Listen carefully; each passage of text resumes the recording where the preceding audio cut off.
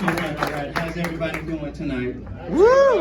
Awesome. First of all, I am David Moore, and they told me I had about 5 to 10 minutes, so I'm gonna try to take at least the first 5, if I can, to let you get to know me, because you don't know me. You know I'm running, but you don't know me. Born and raised in Chicago.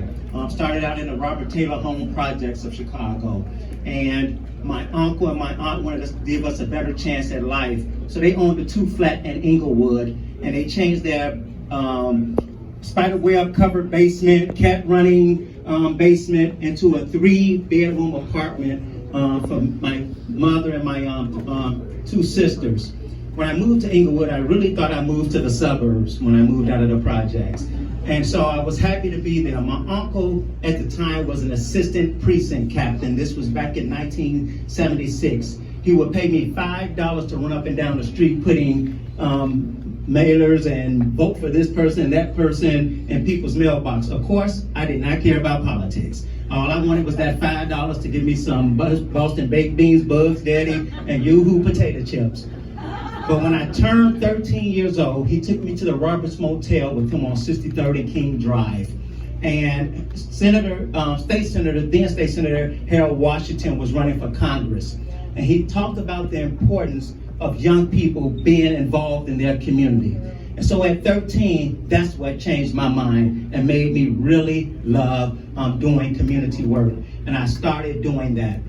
Since 1976, I worked with every alderman in the 17th Ward, Bill Shannon, Terry Peterson, Latasha Thomas, all the aldermen there. And I started out as first a block club president, as I came up, then a precinct captain, then a coordinator of 5 precincts, and then became the director of field operations for the 17th Ward. Worked on several campaigns, including working on the campaign for to get State Senator Jackie Collins elected. I was her campaign manager, supported Barack Obama when he ran against Bobby Rush, when people didn't know who he was, and I took him to coffee sips and all of that. And so all of that, just working in the field, that's for free. That's not getting paid. That's for free. And so that's what service is about.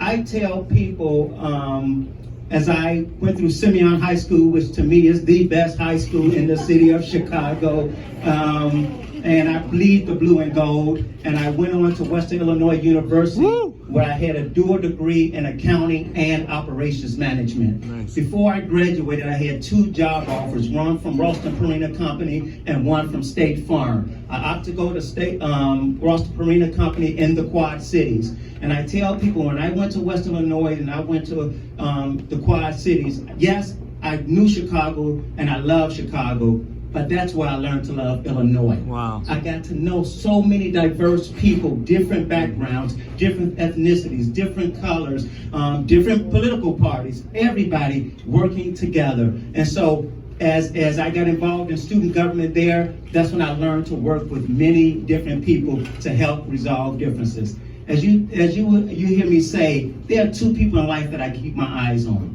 Anybody saying they want to be a preacher, and anybody saying they want to be an elected official. Those are things that you do not run to, you run from. Yeah. It's a calling. It's a calling on your life. And when you accept that calling to be a servant, to lead people, then you're doing it for the purpose of leading people, not for politics, not for fame, not for the next step up or anything like that. And so what I'm excited about in this race, if you don't remember nothing else after everybody else say, what I'm happy about, everybody in this race got a track record. Look at the track record. You don't always need to hear about what you're going to do. You better look at what people have done already. Because I tell you, when people show you who they are the first time, you better what? Believe them. And so look at the track record. And so as I've been called to run for Secretary of State, one of my focal point is first and foremost, like this young man here, Benjamin, I am known for mentoring youth. And what I want to do is continue to make sure our youth have access at the table and have a voice at the table. They can use technology like no one else can. And when you can get them involved, we have to improve that Secretary of State's office through technology to make sure that people are not standing in long lines. The other thing that we have to... Absolutely. The other thing I want to do is, out of the 122 facilities that we have, in honor of Secretary White, who has done a great job, I want to make sure we develop and create, through public-private partnership, 122 youth engagement offices throughout the state. Why are you saying that, David? Because the first civic responsibility of any young person is what? Getting that driver's license, making sure that they are good citizens on the road, and not only that, making sure that they are registered to what? Vote. And that's very critical. And so as we build these young people up, and also build them up through the Democratic Party, then we're getting people who learn and know about what? Public service, not just politics. And so the other part is that I told you I was accountant. As I'm going throughout this state, you know what people are telling me? Stay out of my pocket. They said it just that clear. Stay out of my pocket. One of the things right now, the Secretary of State office does not give discounts to seniors. People are living longer, okay? Yes, they do to our veterans, which they should. People with disability, which they should. But nobody wanted to touch that third rail. But I said I would definitely offer discounts to seniors. They say, of course, John Arena, you're a finance man. How are you going to replace that revenue? What I said, you have to be creative. And that's what I learned at Ralston Purina and working at the Clorox company. Find opportunity costs without firing people. And what you can do is, right now, Texas is the only state in the country that does corporate advertising on license plates. We can get that revenue from there. Another piece is these digital license plates that's done in California, Arizona, and Michigan right now. These digital license plates can save us over up to $200 to $250 over a 5-year period. And as we're doing this carjacking stuff that's going on, those digital license plates can let you know when somebody has stolen your car. Car stolen, police can get them. Another thing we're affected by is what? Insurance. We're uninsured motorists. People driving down the street, those digital license plates can say uninsured motorists. And so these are critical things that we have to step outside the box on and be thinking about. Now the last thing, and I'll sit down and I'll say this.